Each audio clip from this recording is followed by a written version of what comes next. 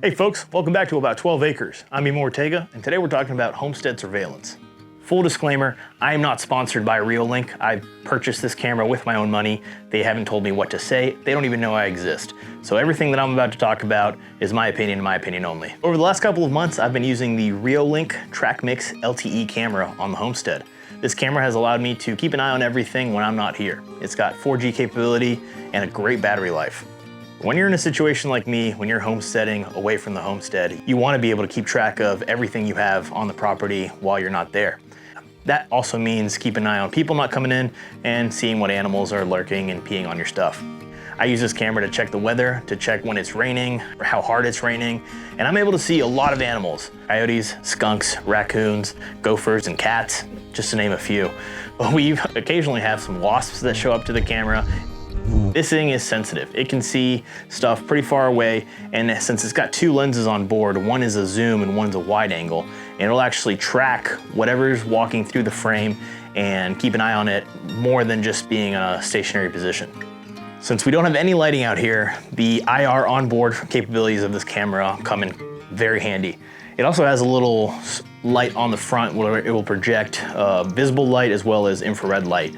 But in nighttime conditions, you're able to get really intricate with the settings on the camera's app that allow you to fine tune what the contrast and light on the camera look like based on your specific location.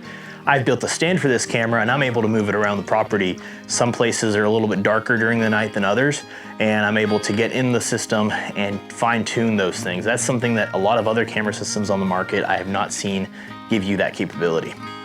I think the most valuable asset that this camera has to offer is that I'm able to see my property from anywhere in the world using my cell phone. I travel a lot for the work that I do off the homestead, and I want to keep an eye on it when I'm outside of the country, out of state, and this camera lets me do that. It's super simple. You can get very intricate with how you want to set it up, or you can just set it up and forget it, be able to tune in whenever you want to check your property.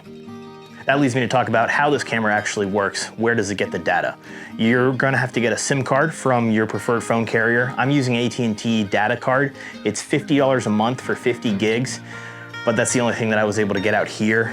It also works with a bunch of other phone carriers. You can get Verizon, Cricket, whatever offers a data card, this camera system will actually work with that.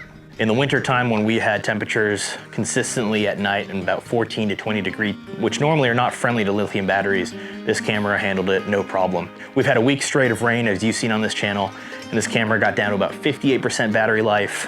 It was able to charge even with some cloud coverage and maintain that battery level and optimal performance. One thing to keep in mind is if you live in a very, very cold temperature environment, this might not be the camera for you. I did run into an issue where it got so cold that the motors wouldn't move side to side, and I'm in South Carolina. It doesn't get that cold here. It could be a lot colder where you're at, and this camera won't function the way it's functioning for me. This camera has a lot of features. You can control it from your phone and move around using your phone screen, and basically as a joystick, you're able to control where the camera's looking. You can set points where you want it to monitor.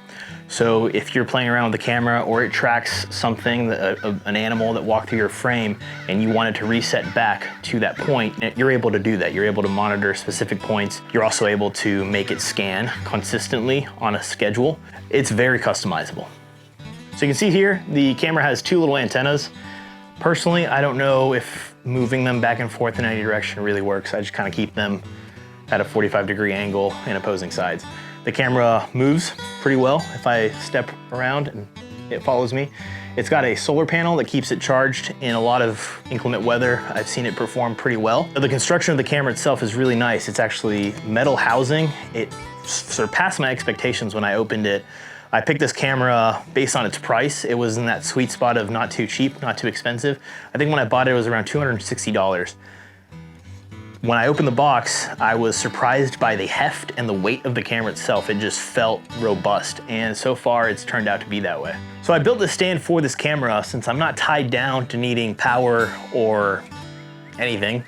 I can move around my property. I built this stand out of some old 2x4s that I have and the old tractor tire that fell off the tractor originally. I'm able to monitor different parts of the property depending on what projects I'm working on. If I'm leaving a certain amount of tools or something on a spot, I'm able to keep that camera there and move it around wherever I need to. Folks, thanks for watching this video. I really hope that maybe you got something out of it and your surveillance plans for your homestead are a little bit better off. See you on the next one.